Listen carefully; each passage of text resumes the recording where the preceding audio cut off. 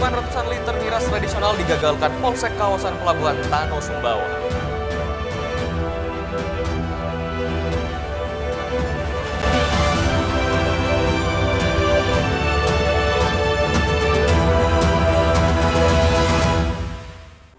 Apa kabar pemirsa? Kembali kami menjumpai Anda di iNews NTB. Beragam informasi penting dan menarik akan kami suguhkan untuk Anda.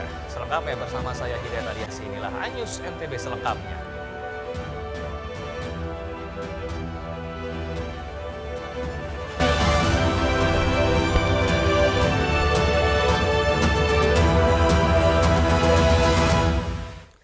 Kita awali informasi pertama dari Lombok Barat, pemirsa. Video seorang chief security di salah satu hotel kawasan wisata Senggigi Lombok Barat viral di media sosial karena diduga menganiaya bawahannya lantaran tidak menggunakan rompi saat bertugas.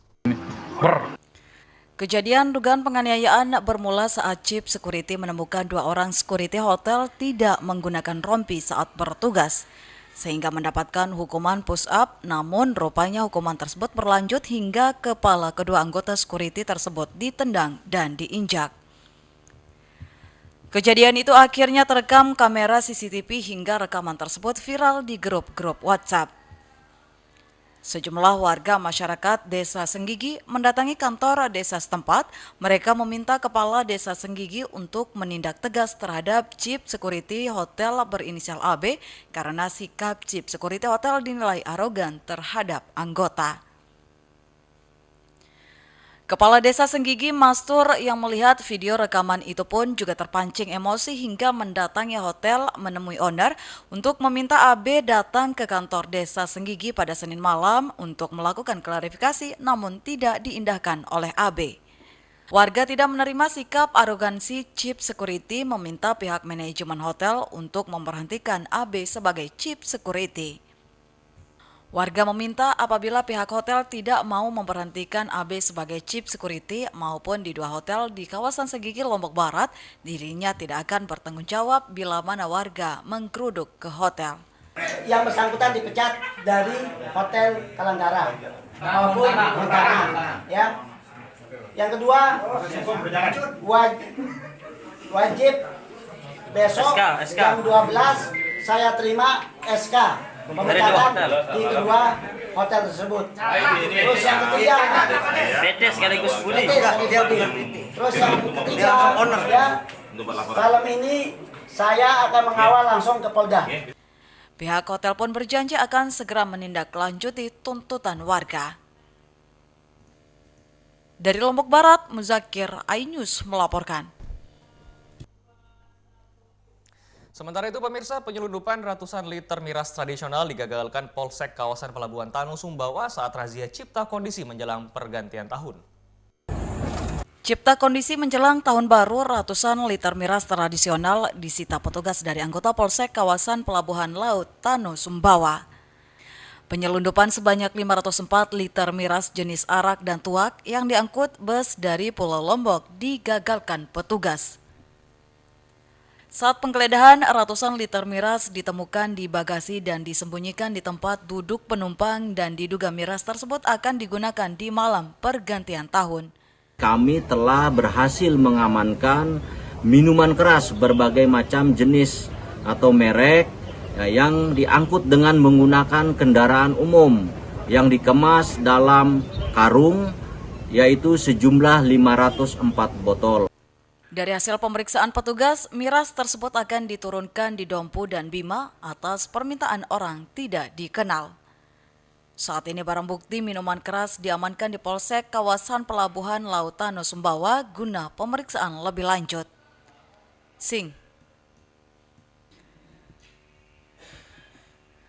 Dari Sumbawa Barat, Topan Iswandi, iNews melaporkan. Ya, selain itu, pemirsa, Direktorat Reserse Kriminal Umum Polda NTB menghentikan penyelidikan kasus dugaan kasus asusila dengan terlapor di Rut RSUP NTB lantaran pelapor Dr. UI mencabut laporannya. Direktur Reserse Kriminal Umum Polda NTB membenarkan penghentian penyelidikan laporan dugaan kasus asusila dengan terlapor Direktur Rumah Sakit Provinsi NTB, Dr. Lalu Herman Mahaputra alias Dr. Jack. Menurut Teddy Ristiawan, penghentian penanganan kasus tersebut saat masih dalam proses penyelidikan lantaran pelapor Dr. UI mencabut laporannya. Kendati disebutkan penyidik sudah memeriksa sejumlah saksi, namun kasusnya tidak bisa dinaikkan ke tingkat penyidikan.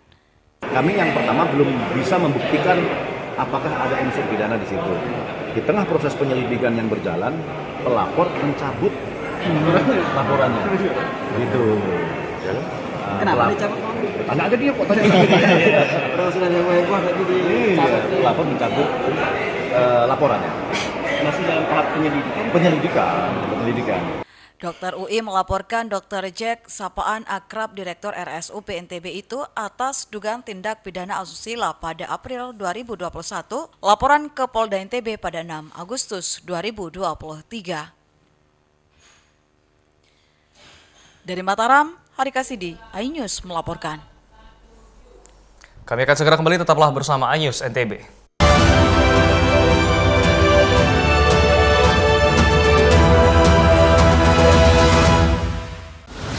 Menyoroti kecurangan. Yayasan Al Zaitun 580 tersangka. Dan nggak lama lah, saya pasti lawan. Menyuarakan keadilan. banyak menghujat.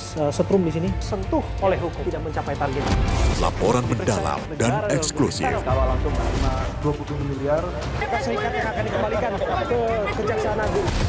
AB Plus setiap minggu pukul 8 pagi di iNews.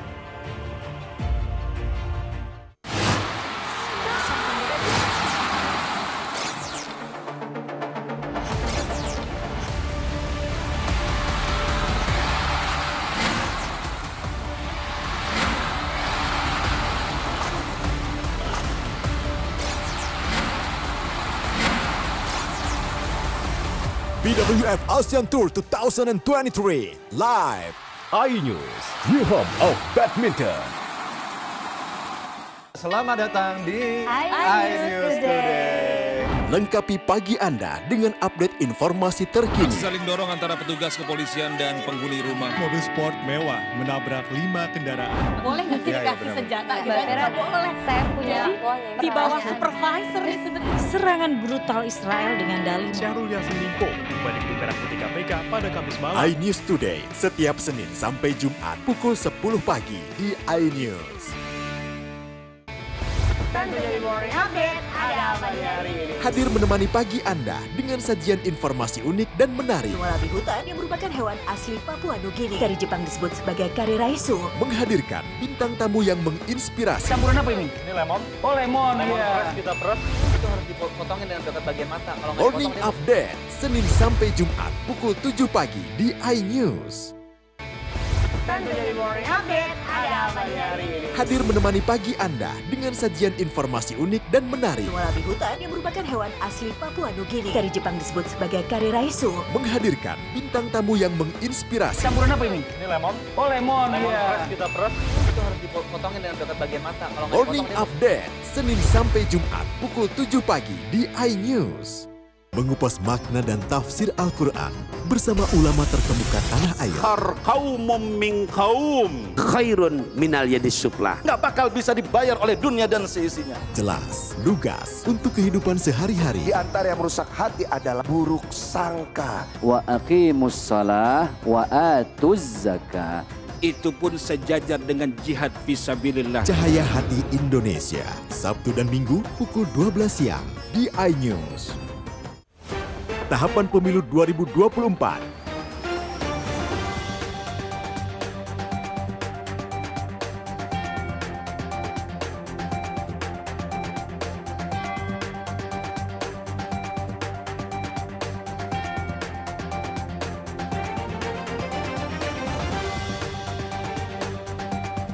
Ikuti informasi terkini seputar pemilu di semua program berita iNews. Mandi weekendmu bersama program kuliner spesial. Kalaparan, eksplor gokil wisata kuliner. Tempat makan yang jarang terekspos. Food Diary, mengupas sejarah kuliner, hidangan viral dari Nusantara sampai mancanegara. Mantap. Saksikan Kuliner Spesial Weekend, Sabtu dan Minggu pukul 10 pagi di iNews. CCTV tersebar di seluruh penjuru. Komplotan pencurian mobil, tabrak lari lalu lintas dan pelanggaran melawan mobil ugal-ugalan menabrak pesepeda. Tragedi-tragedi yang mengerikan. Anak itu berikan bius, datang membawa senjata tajam dengan kecepatan yang di luar batas. Terekam kejadian-kejadian unik warga Plus 62. Nama saya Brigadir Marcelina dan inilah dia program Terekam.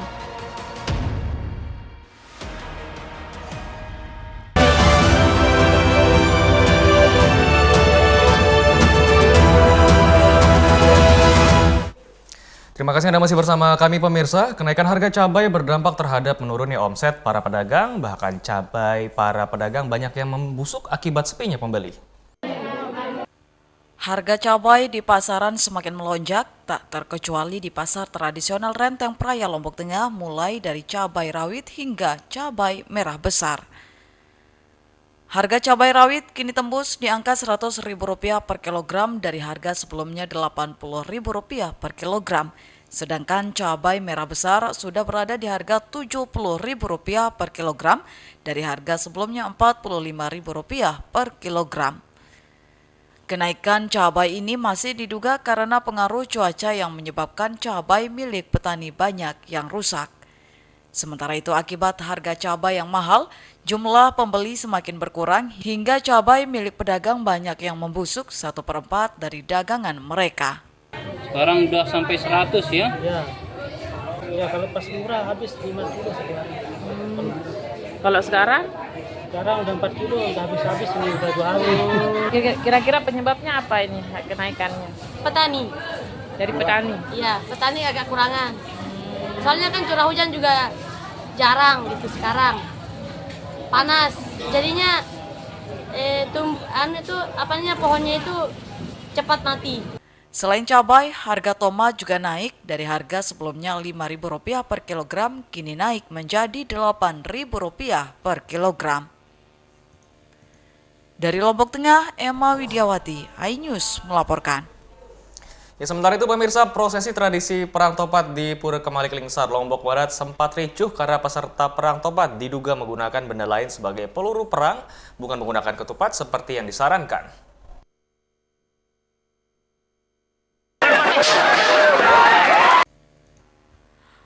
Perang ketupat yang sangat sakral di Pura Kemalik Lingsar, Lombok Barat sebagai simbol perdamaian umat beragama dicoreng dengan oknum yang menggunakan benda keras lain selain ketupat sebagai peluru perang di pelataran Pura Kemalik. Beruntung aparat kepolisian sigap dan mengamankan para provokator yang mencoba membuat situasi menjadi gaduh dan ricuh. Kapolresta Mataram mengungkapkan jika perang topat itu memang memanas namun berhasil dikendalikan dan kondisi seperti itu tiap tahun terjadi, lebih-lebih tahun ini jumlah massa lebih besar dari sebelumnya.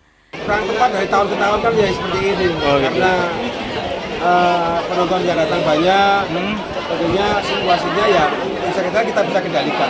Tapi kalau kita lihat dari tahun ke tahun, dari tahun 2022, 2023 penonton dan pengunjung lebih banyak tahun 2023. Tahun 2022 pasca COVID-19 memang tidak sebanyak tahun ini.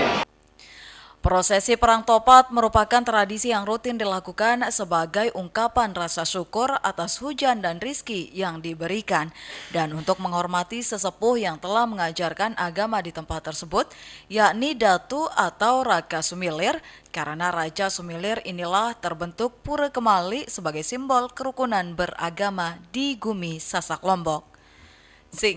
Prosesi perang topat sendiri dilakukan berbagai kegiatan mulai dari arah kerbau hingga dipotong, membawa topat, berkeliling di Kemalik selama 9 kali. Dari Lombok Barat, Muzakir, iNews melaporkan. Ya pemirsa, alat peraga kampanye pemilu, bacalek dan bendera partai politik ditertibkan petugas gabungan karena terpasang di tempat yang dilarang. Sejumlah petugas gabungan dari Pemkot Mataram diterjunkan menertibkan alat peraga kampanye, bacalek, dan bendera partai politik yang terpasang di gapura, tiang listrik, dan pohon di wilayah Gerisak Kekali. Ketua Bawaslu Kecamatan Skarbela penertiban APS dan APK Pemilu 2024 ini karena dipasang di tempat yang dilarang. Ini yang ditertibkan yang melanggar terutama dipasang di pohon gapura, terus di tiang listrik. Nah itu untuk sementara ini. Kalau yang di rumah mungkin di tembok itu, ya kalau ada izin kita. Kalau hasil pantauannya banyak yang melanggar? Ya lumayan lah. Ini kan kebanyakan masih APS ini. APS ya? Ya APS, tapi udah isinya APK, udah ada nomor urut, udah nama apa. Makanya dengan terpaksa ditertibkan ya? Iya. Setelah masuknya masa kampanye 28 November 2023 hingga 10 Februari 2024 nanti akan terus gencar melakukan penertiban. Penertiban ini dilakukan Pemkot Mataram guna menepis isu Pemkot tidak netral pada pemilu 2024. Dari Mataram, Hari Kasidi, iNews melaporkan. Kami akan segera kembali, tetaplah bersama iNews NTB.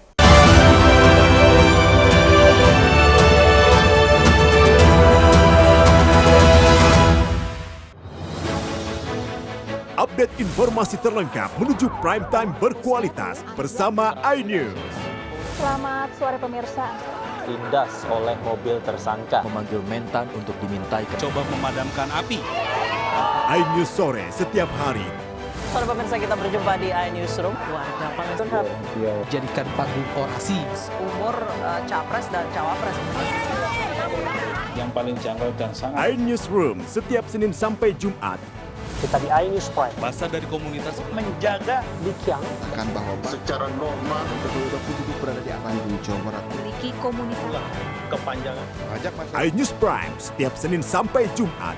Inilah iNews Malam mengevakuasi korban mas yang salah sasaran. Disertai asap hitam. Bicara kepada menit ke-6 di Riau berjalan aman. CIC memberikan tarif promo. iNews Malam setiap hari.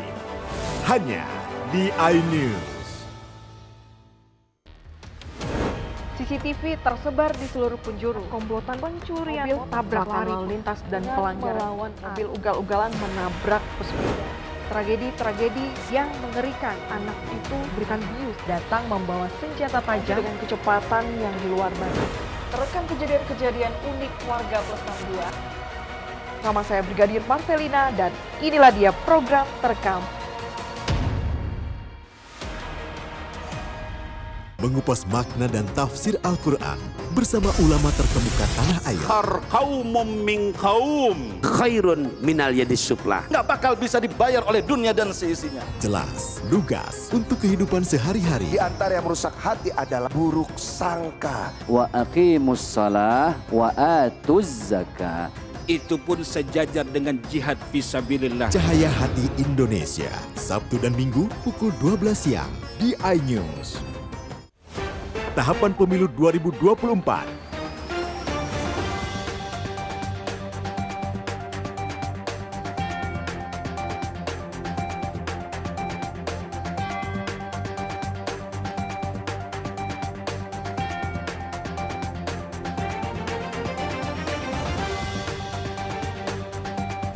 Ikuti informasi terkini seputar pemilu di semua program berita iNews.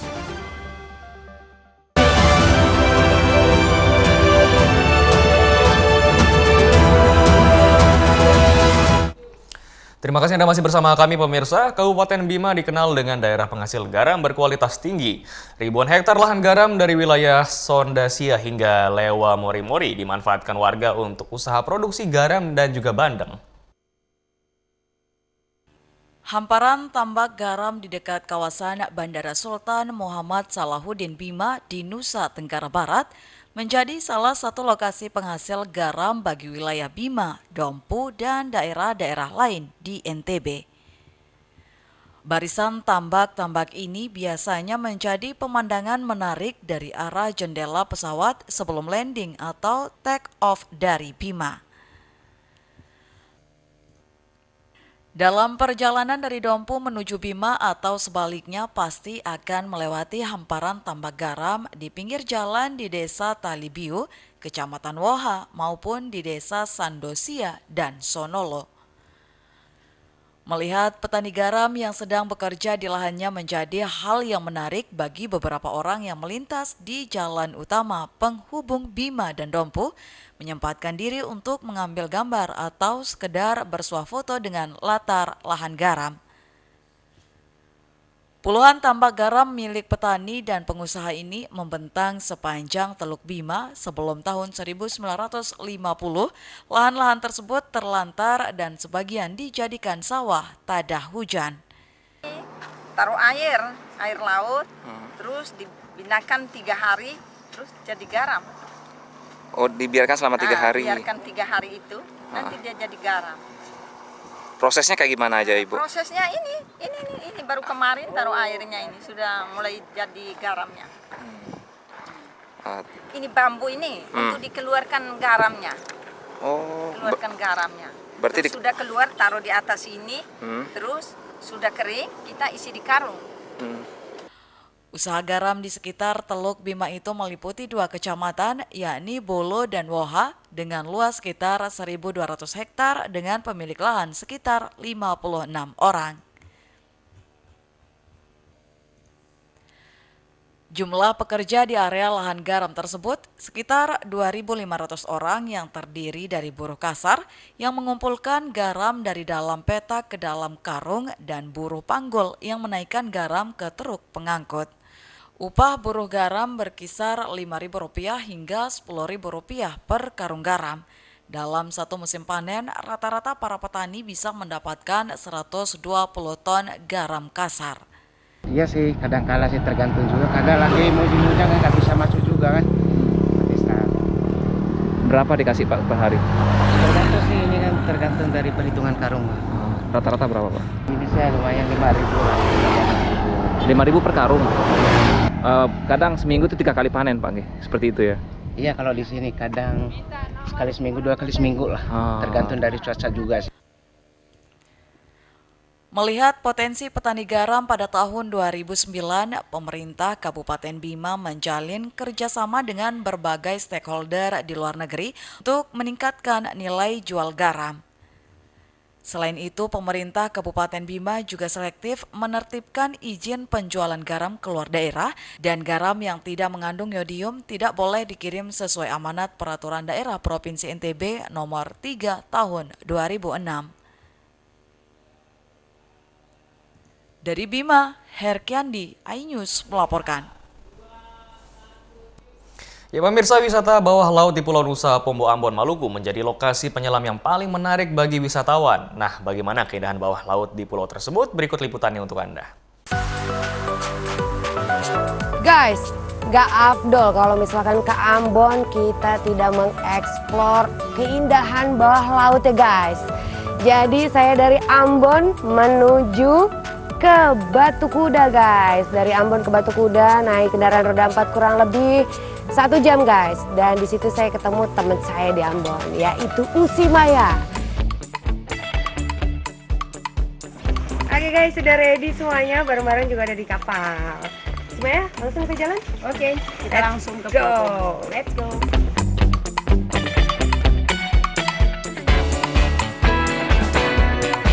Setelah menempuh perjalanan kurang lebih 30 menit menggunakan speedboat, saya sampai di lokasi dive. Dan di situ saya briefing dulu nih sama Usi Maya yang merupakan dive master di sini.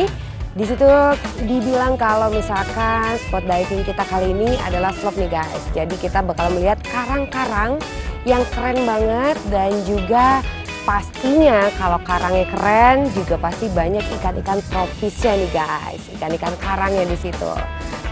Langsung aja nggak tunggu lama, langsung nyebur guys.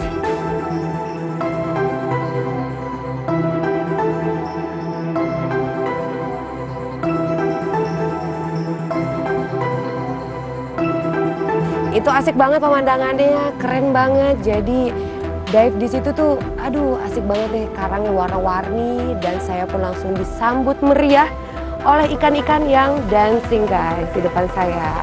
Banyak banget, ikannya lucu-lucu banget.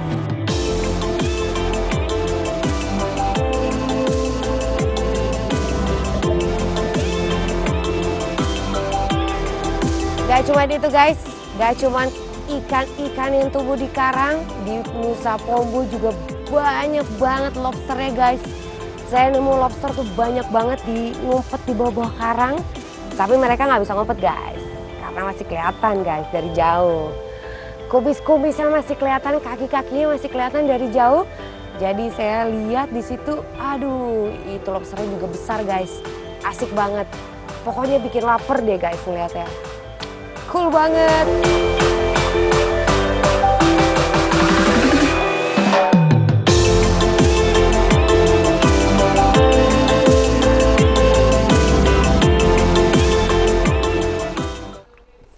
Dijuluki sebagai Pulau Hantu, kini Pulau Komba menjadi destinasi wisata populer dengan keberadaan gunung apinya yang masih aktif. Berikut liputannya untuk Anda.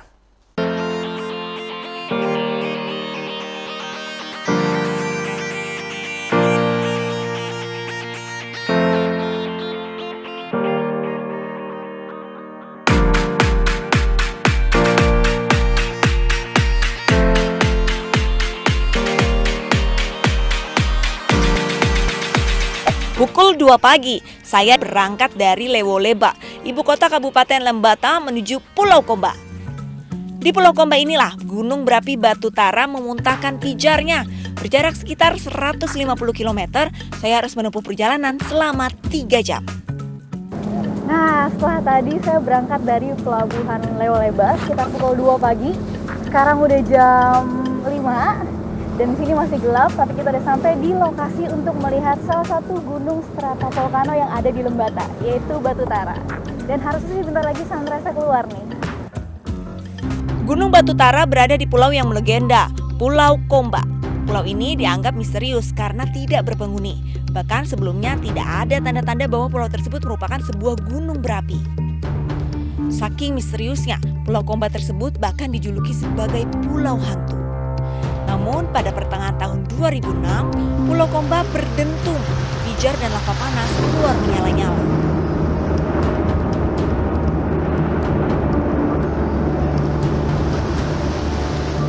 Ini Gunung Batu Taranya udah kelihatan, tapi jangan salah nih, walaupun gunungnya cuma ukuran kayak gini, tapi kalau ibarat itu kayak kecil-kecil cabai rawit. Karena ukurannya segini aja tuh sebenarnya di dalamnya tuh adalah dapur magma. Jadi benar-benar dikelilingin sama dapur yang siap mengeluarkan lava kapan aja.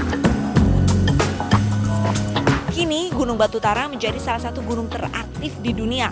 Pada kurun waktu 2006 hingga 2014, lava pijar Batu Tara bisa keluar setiap 20 menit sekali. Kapal pun bisa mendekati pusat erupsi dengan jarak yang sangat dekat. Nah, ini dia nih titik di mana gunungnya mengeluarkan lava yang langsung menuju ke laut. Di sini juga kita bisa lihat dari dekat bahkan bentuk material vulkanik tapi yang udah dingin ya, jadi kayak udah berbentuk pasir. Terus di atasnya juga masih ada asap belerang sama asap vulkanik yang menandakan kalau memang gunung ini masih aktif.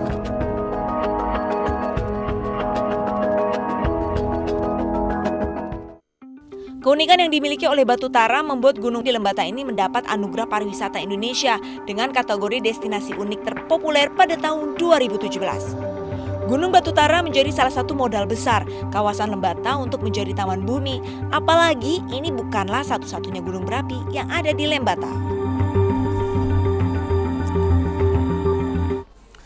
Ya pemirsa, serangkaian informasi tadi sekaligus menutup perjumpaan kita di iNews NTB kali ini. Saya Hidayat Adiasih mewakili kru bertugas pamit. Terima kasih dan sampai jumpa kembali.